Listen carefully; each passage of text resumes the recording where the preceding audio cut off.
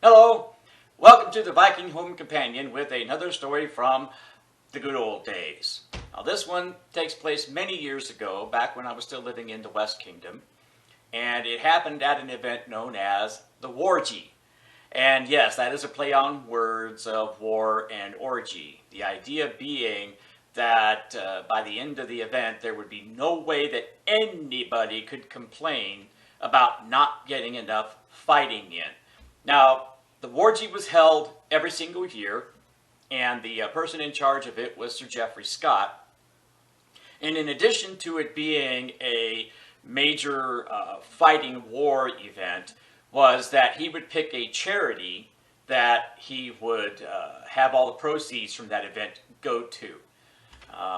Each year it was something different. One year it's breast cancer, one year it's heart disease, and so on and so on and so on. I'm thinking that this particular year it was the American Heart Association, but I could be wrong. I'm sure that once I describe this, that some of my friends who were also involved, and perhaps Geoffrey Scott, will be able to pinpoint which one it was, at which point I will link this video to the West Kingdom history site listing of this event. But at any rate, this story focuses on a couple of different things, but one of which is the first time that I ever heard my name, Torvaldr, used as a verb. You know you've made it in the SCA when your name becomes a verb. So the way this particular war was set up was that, first of all, it would be an all-day continuous resurrection war. Okay? One way to make sure that everybody gets enough fighting in, no set battles, no getting stopped to organize and reset, no. The entire day as a resurrection war. Now the way that they set it up this year is they had a really large field, and they brought out one of those chalk dispensers that you use for laying out lines on sports fields, and they drew a map of the greater Bay Area of San Francisco, and every unit was to start in and defend their home territory. Now, I lived in the Bay Area of Vinhold, which is North Bay. It's about as far north as you can get and still be considered part of the Bay Area. And the kind of cool thing about that is that the only way to get to Vinhold from the southern part of the Bay Area is across the bridges. Now, the two local bridges to Vinhold, or Vallejo, Benicia, where it comes across, is the Carquinez Straits Bridge in Vallejo, or the Benicia Bridge over by Benicia. The only other way is a couple of really long about ways. You can take the Golden Gate Bridge up north and then cut across, but that was a really long distance to go. The other way is to go the opposite direction, go west until you get way out and take like I-5 up north and come around that way to get around the Carquinez Straits. But for the purposes of this war, the only two ways to get to where we were those two bridges. And Vinhold at the time was part of what we called the North Bay Alliance. We had ourselves, Ravenshore, and I want to say Wolfskern, but I'm probably wrong. But I do know for a fact that Ravenshore and Vinhold were part of that North Bay Alliance. So we get to the event, and we're getting set up. And last year, the previous year, the North Bay Alliance had won the war. They did collect war points throughout the day, but nobody really paid much attention to it until they get to the end and they go, what, we won? Really? Oh, cool. And so, because the North Bay Alliance had won the previous year, there was kind of a little bit of a attitude of, we can't let them do it again. And so we kind of expected to kind of get picked on. So the way they set up the bridges, the Carquinez Straits Bridge, the one that's over by Vallejo, was a pretty good sized wide bridge. It was big enough for an entire unit or more to span across. It's probably about 15 to 18 feet wide, maybe 30, 40 feet long. And then they set up the Benicia Strait Bridge, though, as a one-man wide bridge. All right, which made things very interesting. It was off to the side, a little further to go. But the other thing was that where they set up the resurrection point, because remember, there's not really any sides here. Each group is defending its own territory, and they can ally or not ally with whoever they want throughout the day. The North Bay Alliance was pretty much the only set larger group with 3 of the units combined. Everybody else kind of joined up or broke up as the war progressed. So to get to the resurrection point, of course, you can ignore walking through water and whatever else, but when you're on your way back from the resurrection point, there's only a couple of different ways you can go to get back into the battle area, and one of those is to have to cross the Benicia Bridge. Okay? So when they called the lay on, Vinhold pulled a sneaky in a way. It wasn't breaking any rules, but we had hidden what we were planning to do. And that was, we brought down a couple of the plywood walls that we had made for making a SCA castle for small local wars.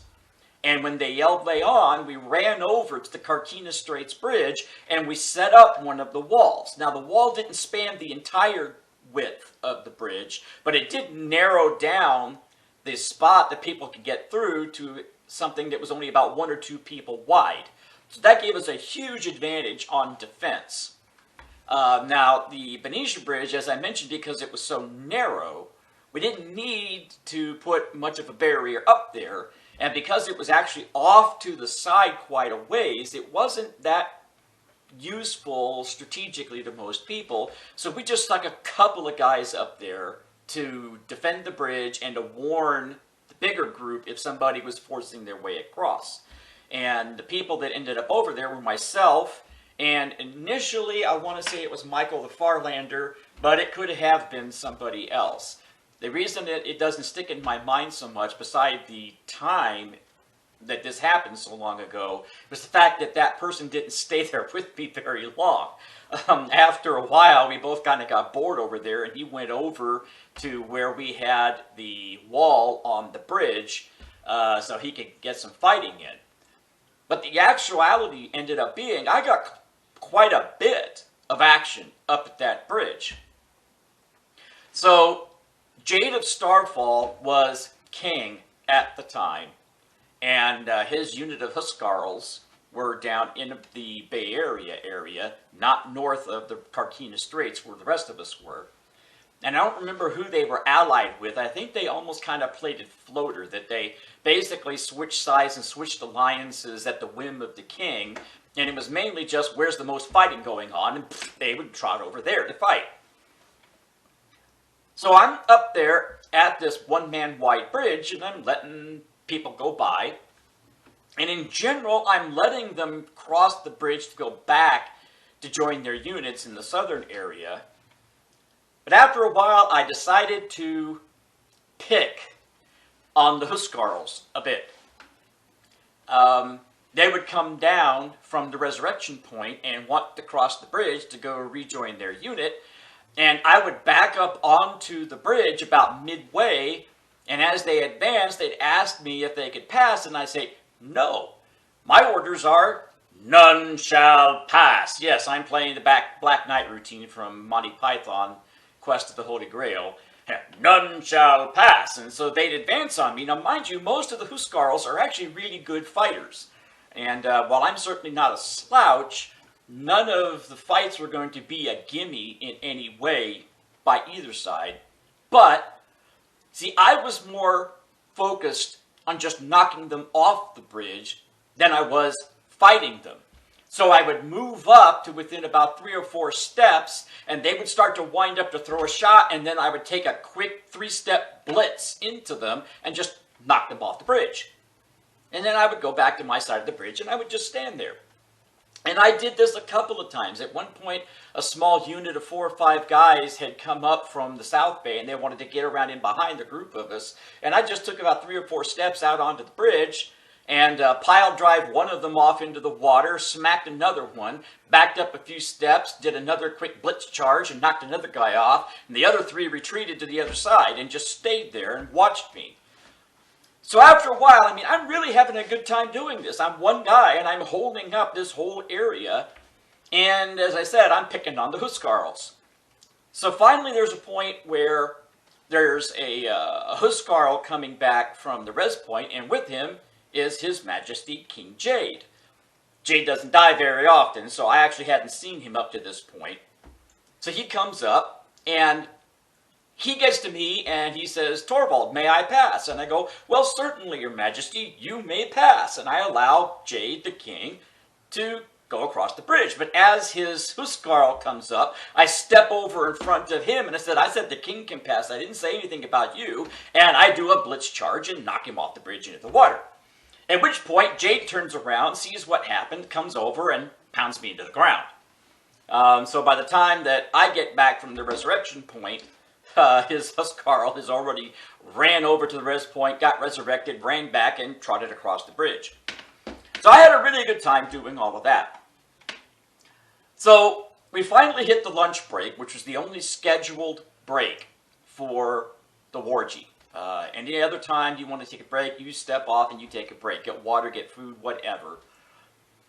And as I'm walking out for the lunch break, I'm thinking to myself, you know, I've had a really good time, had a lot of fun, I'm exhausted, and I didn't get hurt. Time to quit.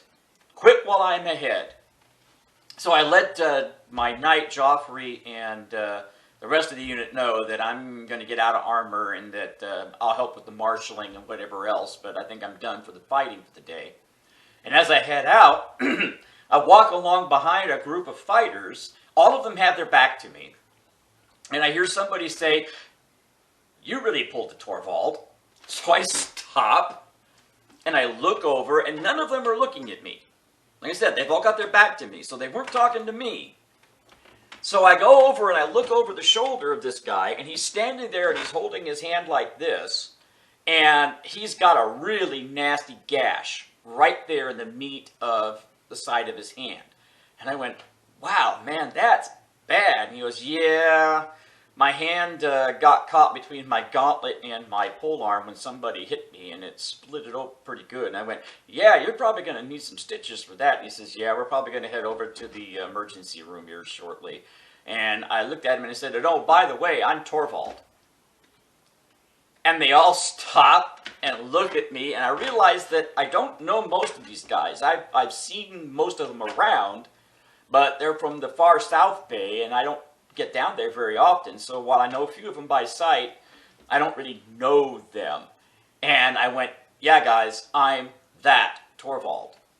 So Torvald, the patron saint of battle injuries, reputation had expanded to cover enough of the kingdom now, with enough of the stories of the ways that I've gotten hurt over the years, that, as I said, I was called the patron saint of battle injuries, and that was for a reason. So my name became a verb in the West Kingdom for getting hurt while fighting.